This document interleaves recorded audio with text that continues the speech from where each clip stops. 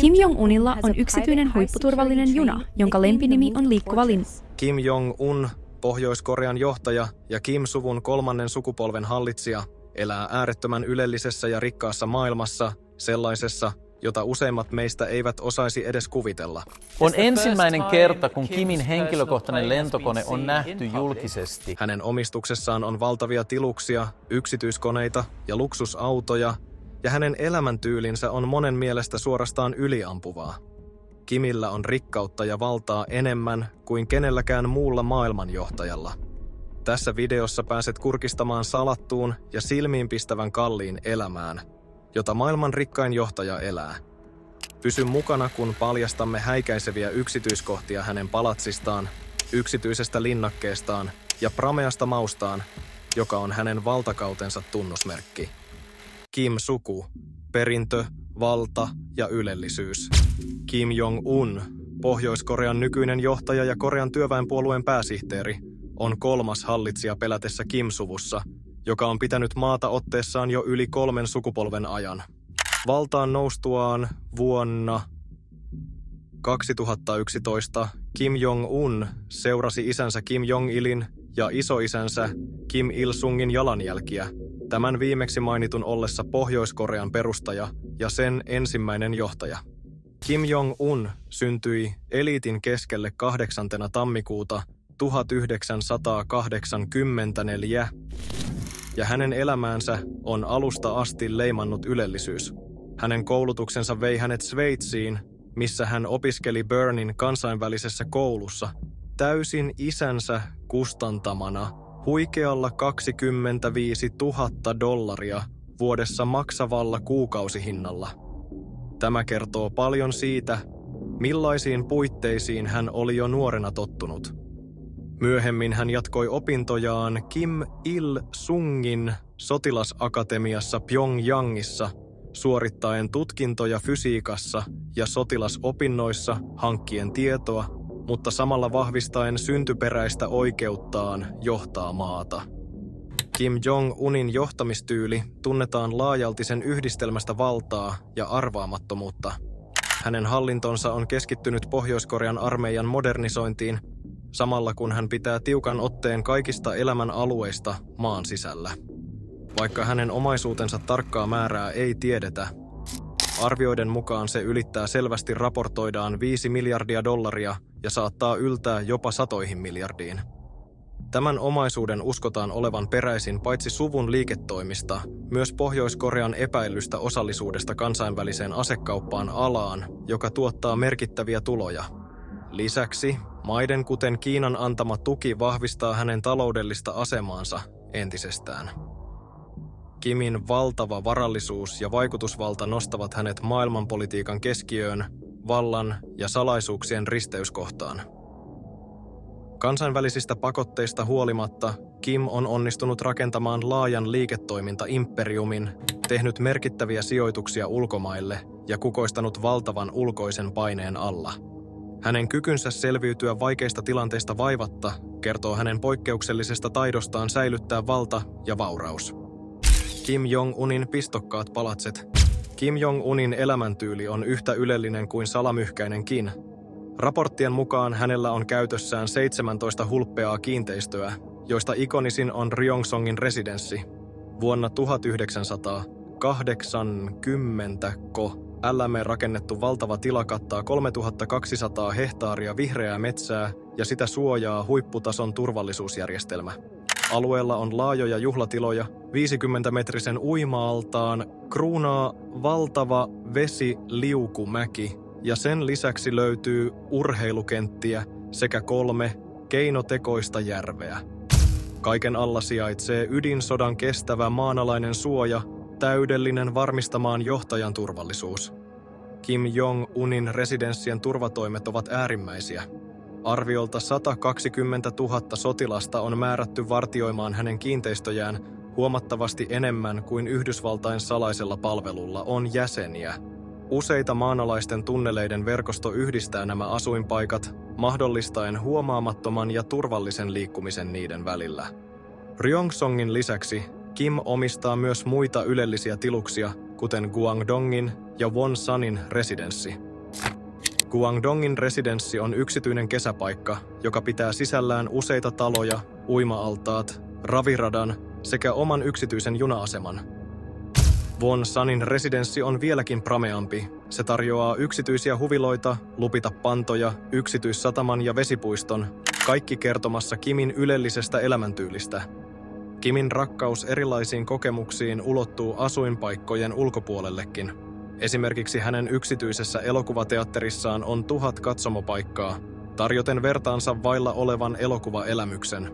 Hänen intohimonsa koripalloon näkyy muun muassa siinä, että hän kutsui Harlem Globetrotters esityspeliin Pohjois-Koreaan.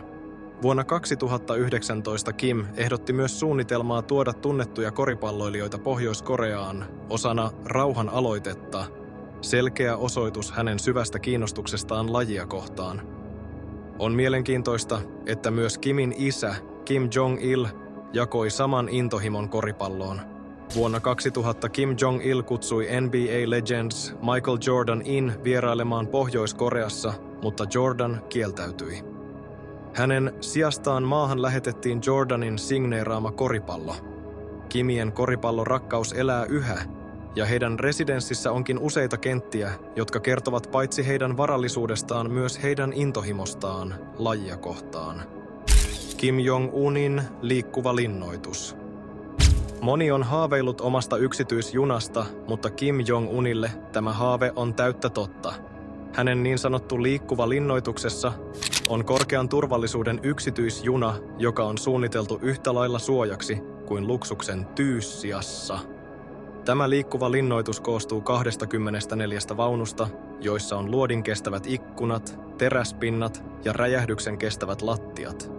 Junasta löytyy aseita ja jopa helikopteri, jonka avulla Kim voi paeta hätätilanteessa. Pohjois-Korean armoton yhteiskunta on pakottanut Kimin suvun turvautumaan äärimmäisiin keinoihin oman turvallisuutensa takaamiseksi, ja siksi junan huipputurvallisuus on välttämättömyys. Keskustelu kuitenkin jatkuu siitä, tekeekö tämä matkustustapa Kimistä turvallisemman vai altistaako se hänet entistä enemmän.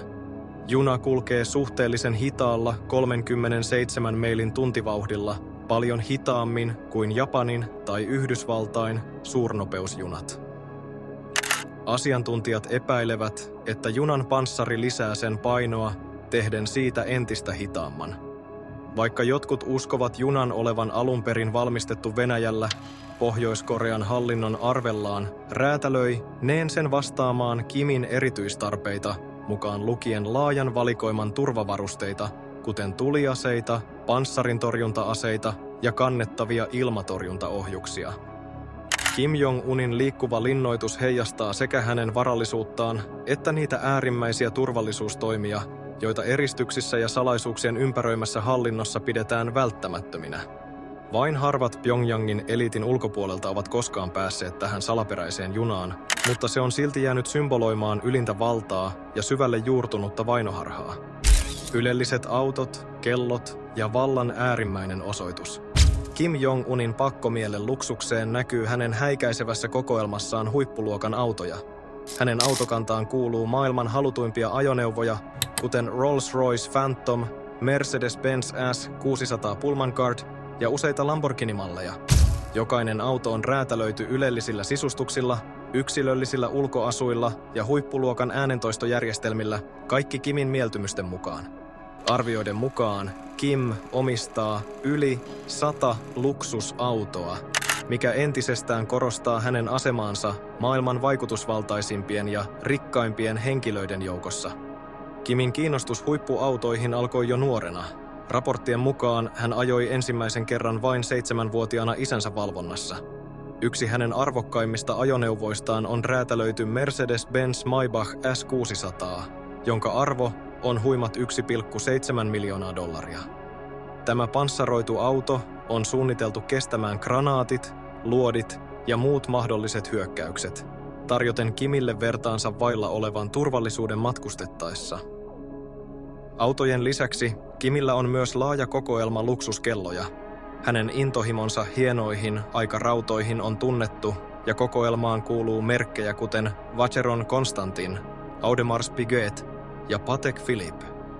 Näiden kellojen hinnat vaihtelevat 3 000 660 000 $, ja kokoelman kokonaisarvoksi on arvioitu $8 miljoonaa.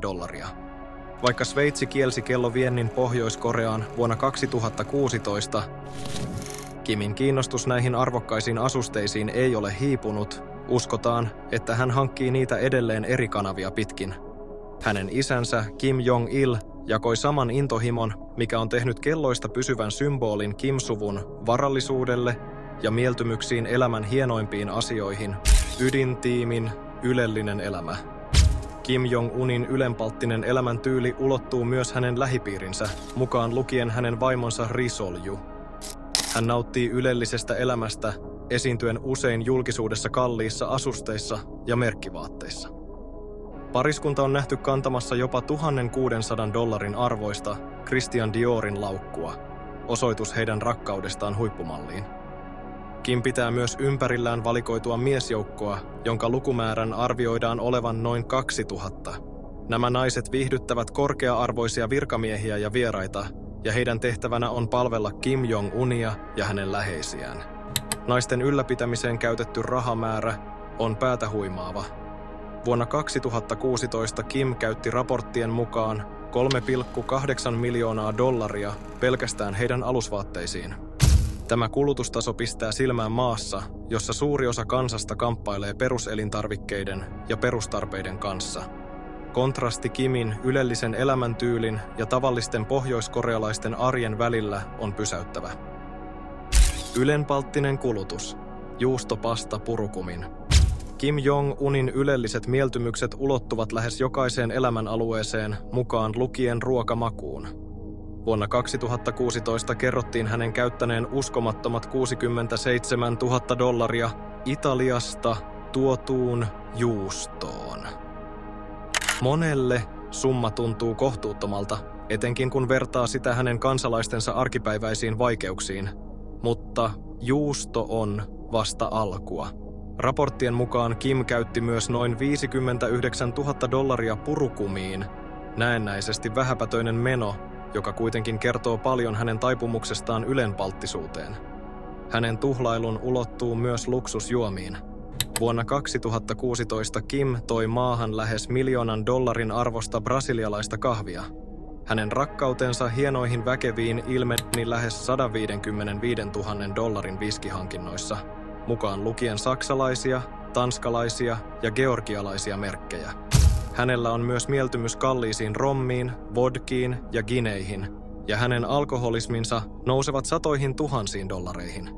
Nämä tuhlaukset näyttäytyvät selvästi irtautuneina pohjoiskorealaisten arjesta, ja ne korostavat entisestään sitä, miten vähän Kim näyttää välittävän kansansa hyvinvoinnista, samalla kun hän itse elää lähes rajattomassa yltäkylläisyydessä. Golfia Pohjois-Koreassa. Kim Jong-un tunnetaan paitsi luksusautoista ja kelloista, myös intohimostaan golfiin lajiin, joka symboloi hänen asemaansa eliitin joukossa. Jatkaen isänsä jalanjäljissä, Kim on rakennuttanut yksityisiä golfkenttiä, jotka ilmentävät hänen haluaan nautintoon ja rentoutumiseen.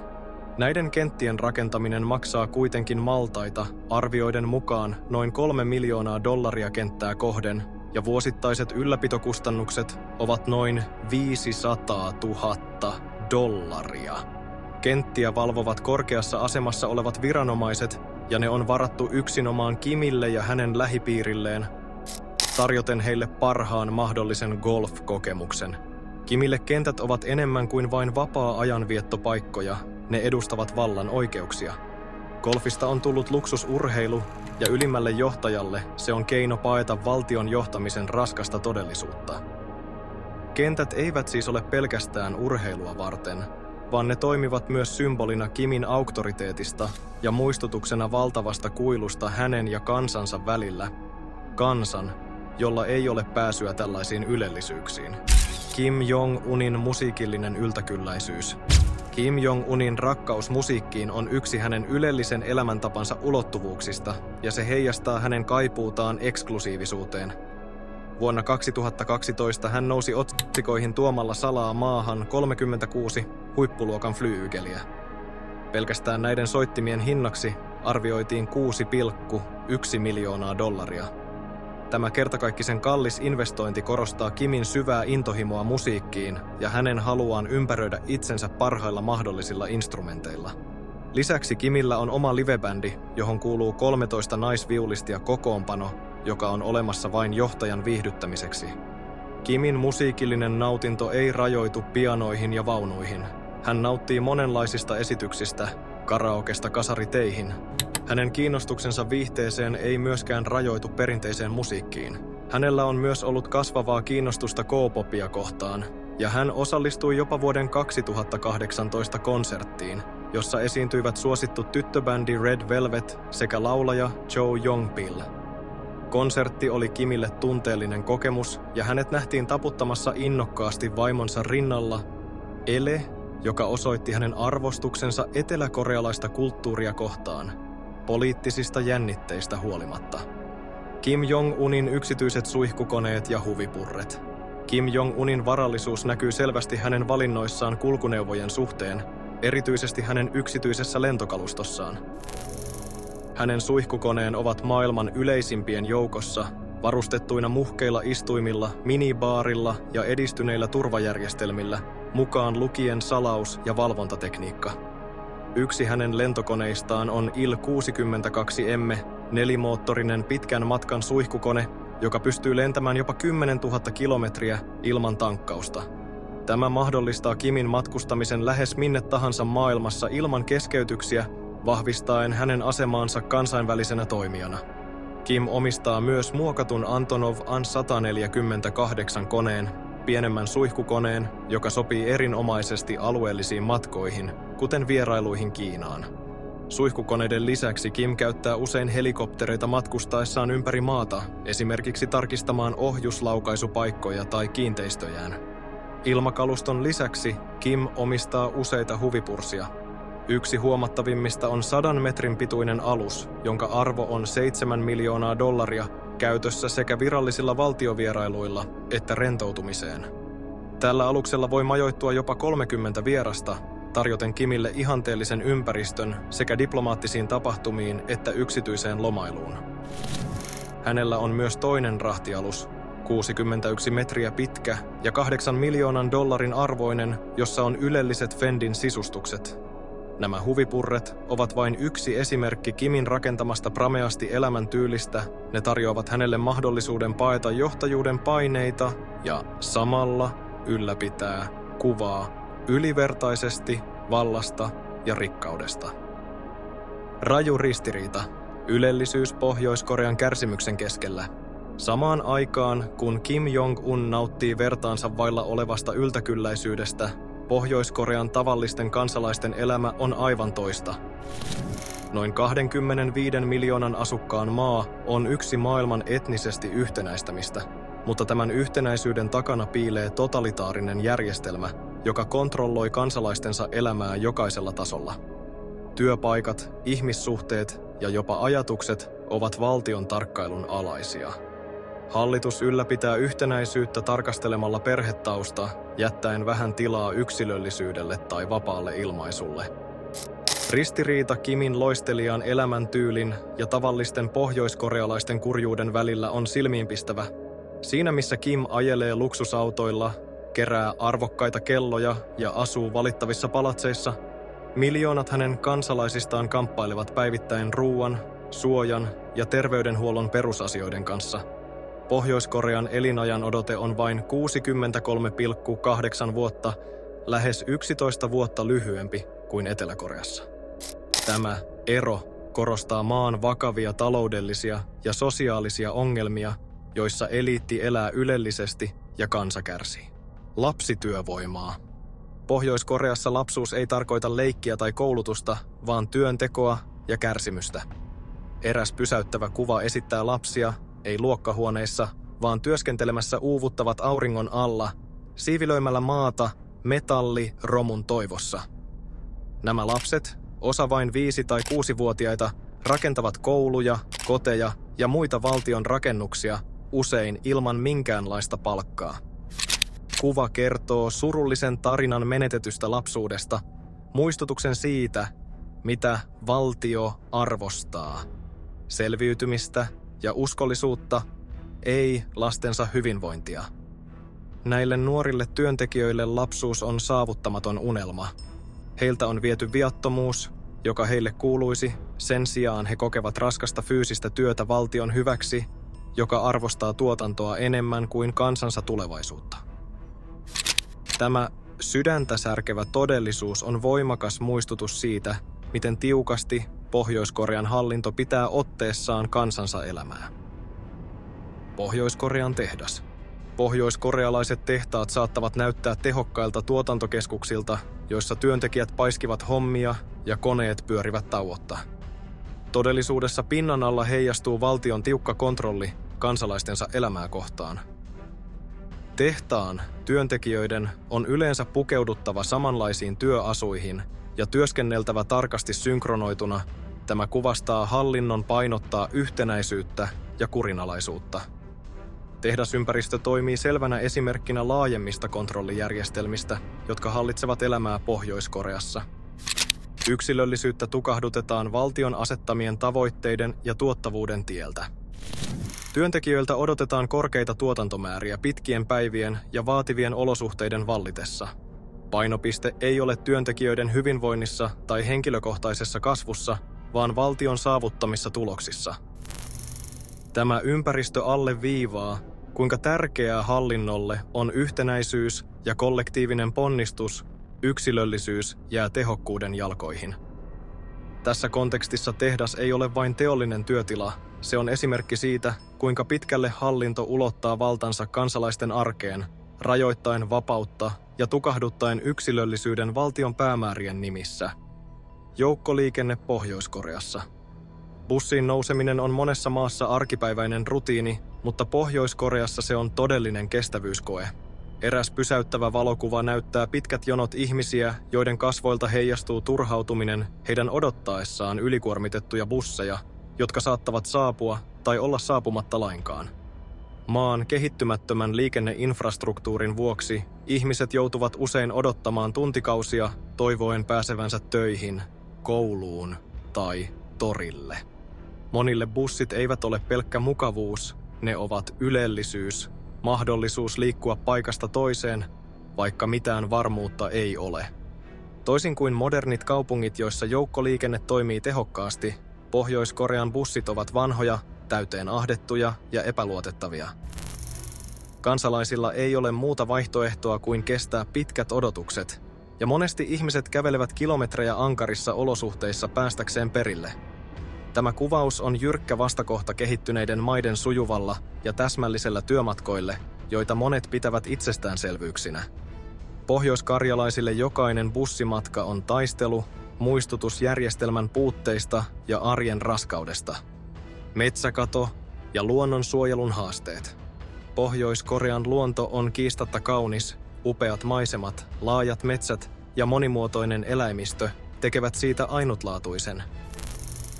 4 selkeästi erottuvaa vuoden aikaa ja 80% vuoristoista muodostavat henkeä salpaavan taustan eläimille, kuten Japanin kurjelle, tiikerille, leopardeille ja vuorivuohille.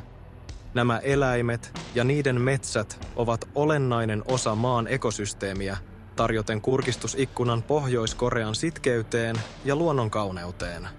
Kuitenkin nopea metsien häviäminen, jota ruokkivat teollistuminen ja hallituksen politiikka, uhkaa tätä haurasta tasapainoa. Monet lajit, rakuten Japan kurki, ovat nyt uhanalaisia elinympäristöjen tuhoutumisen vuoksi seurauksena aggressiivisesta metsien hakkuusta ja maankäytöstä. Hallituksen talouskasvutavoitteet ajavat usein ympäristön edelle, mikä korostaa jyrkkää ristiriitaa luonnon kauneuden ja jatkuvan tuhon välillä. Näiden elinalueiden menetys muistuttaa kipeästi siitä hinnasta, joka maksetaan, kun kehitys tapahtuu luonnonsuojelun kustannuksella. Pohjois-Korean talous. Pohjois-Korean talous toimii tiukasti valvotun keskusohjauksen alla, jossa valtio määrää tuotannosta, jakelusta ja kaupasta.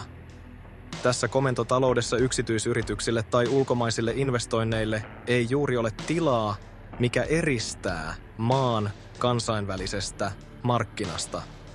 Perushyödykkeet, kuten ruoka, vaatteet ja asunnot jaetaan poliittisen lojaalisuuden perusteella eikä kysynnän mukaan, jättäen kansalaiset täysin riippuvaisiksi valtiosta.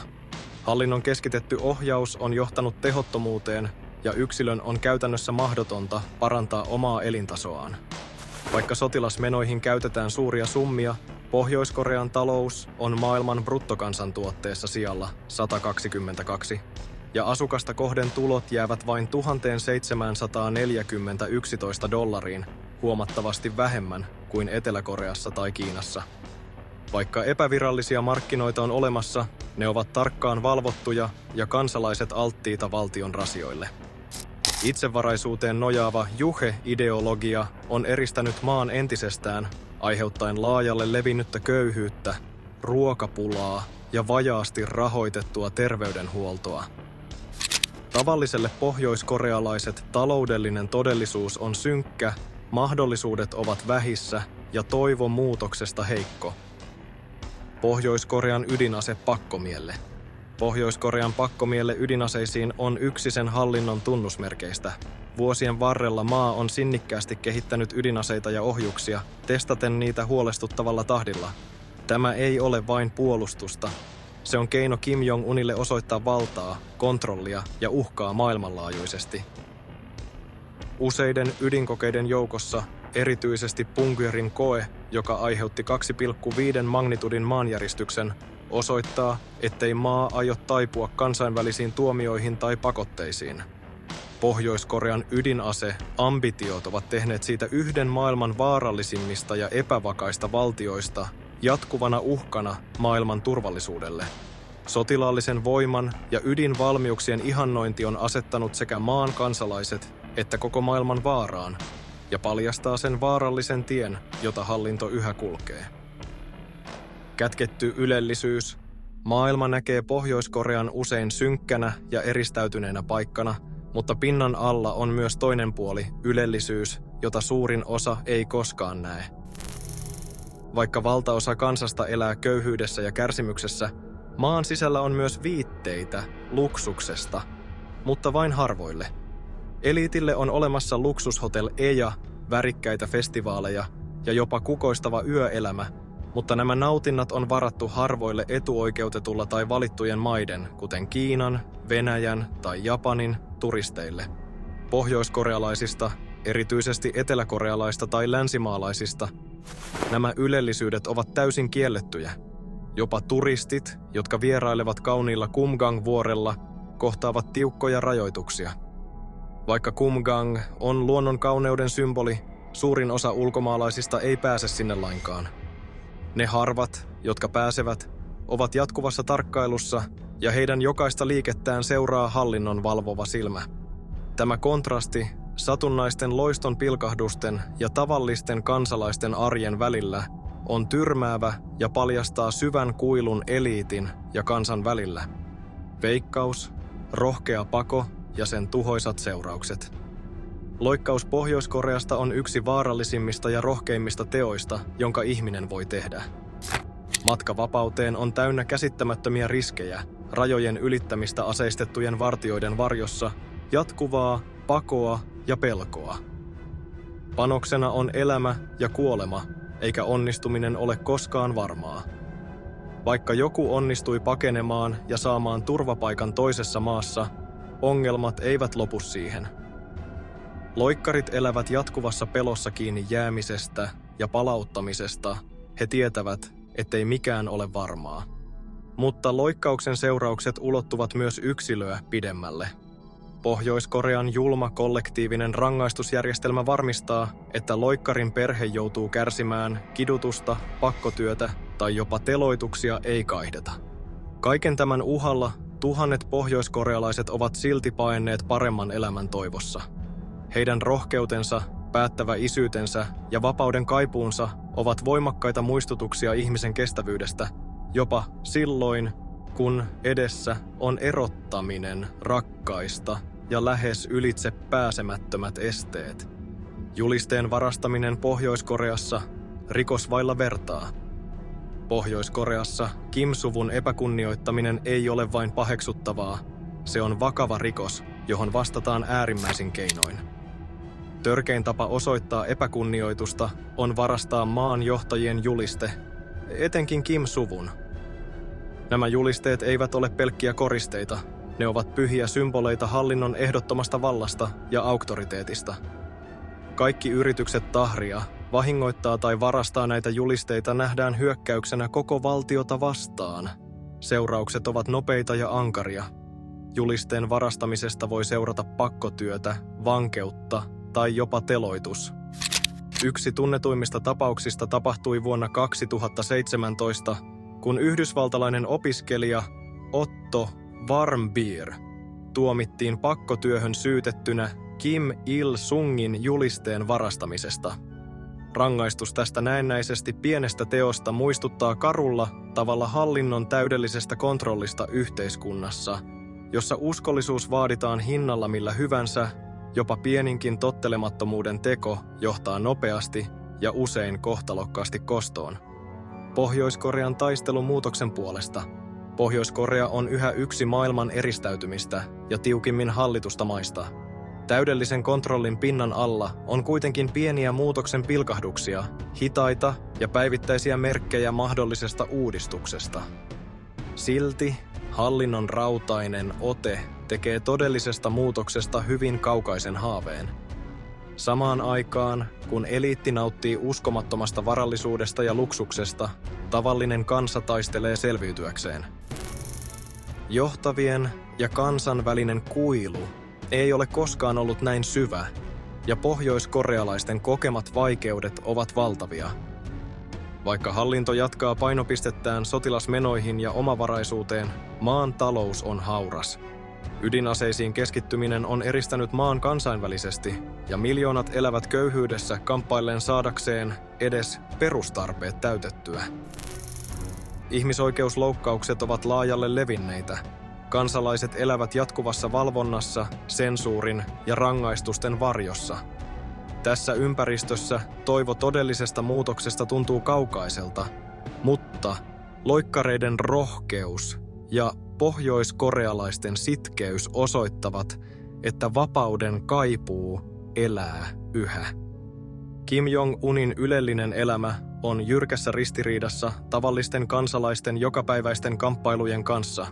Siinä missä eliitti nauttii mittaamattomissa varallisuudesta ja vallasta, miljoonat elävät tiukan valvonnan ja jatkuvien vaikeuksien alla. Silti toivo muutoksesta palaa monien sydämissä.